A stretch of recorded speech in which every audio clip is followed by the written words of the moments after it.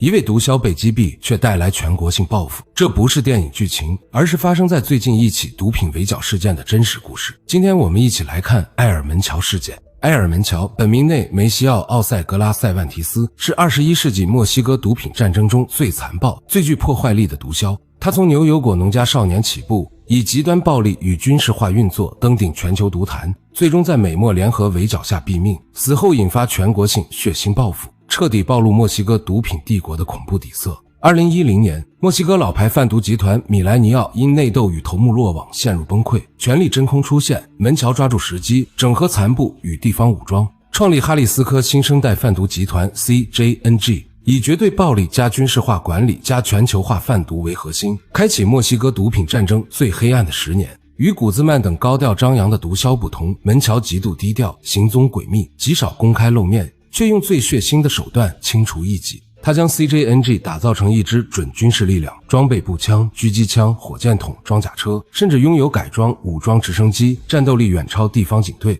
他公開處決敵對幫派，暗殺市長、檢察官與軍警，將屍體懸掛立交橋，公開錄像示眾，用恐怖震懾整個墨西哥。在毒品業務上，門喬完成從傳統可卡因到冰毒、芬太尼的工業化轉型，壟斷北美合成毒品供應鏈。他建立從原料加工、跨境運輸到分銷洗錢的完整體系，每年向美國走私數以噸計的芬太尼，成為美國芬太尼危機的主要源頭之一。美國國務院對其悬賞高達1500萬美元，將其列為全球最高級別通缉犯。他用巨額黑金賄賂各級官員、軍警與法官，在哈里斯科、米卻肯、科利馬等州建立國中之國，政府管不到的地方 CJNG 制定規則、收稅、解決糾紛，甚至發放福利、收買民心。在當地，門喬既是魔鬼，也是部分底層民众眼中的保護者。黑白兩道的扭曲共生，讓其帝國堅不可摧。巔峰時期， CJNG 控制墨西哥超半數販毒通道，勢力蔓延至歐美、亞洲，成為全球最危險的犯罪組織。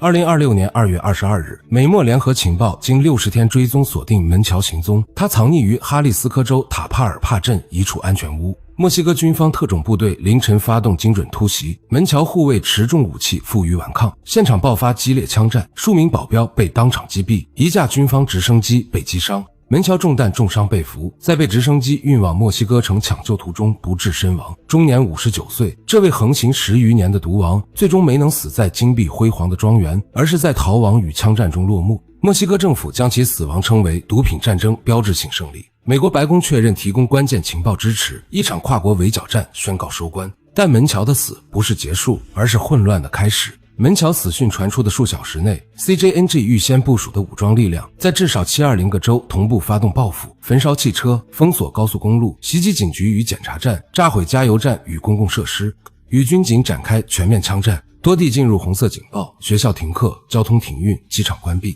美加等國發布旅行警告，要求公民就地避難。報復行動造成數十人死亡，包括軍警、平民與幫派成員，城市陷入癱瘓，街道淪為戰場。民眾不敢出門， CJNG 用這種同歸於盡式的暴力向政府示威，也向潛在挑戰者宣告，即便頭目死亡，組織仍有能力撕裂社會秩序。更深層的危機是權力真空。 CJNG 採用分散式網絡結構，核心倒台後，家族成員、分支頭目、二把手迅速爭權，派系火並一觸即發。新頭目為利威，只會更殘暴、更激進，暴力外溢將持續衝擊平民與政府，短期治安只會惡化，不會好轉。埃爾門喬的一生是墨西哥毒品戰爭的縮影，他留下的社會影響遠超個人生死。第一，暴力常態化。門喬將公開虐殺、恐怖宣傳、軍事化對抗變成黑幫標準操作，徹底拉低犯罪底線。年輕人不再畏懼暴力，反而將毒梟視為偶像，以加入黑幫為榮，社會倫理崩塌。第二，制度徹底失效。CJNG 能存續10餘年，根源是警匪一家，腐敗滲透骨髓。地方政府收黑金，法官枉法，軍隊睜一隻眼閉一隻眼，讓犯罪集团擁有合法生存空間。打掉一個門喬，只要土壤還在，下一個毒梟很快出現。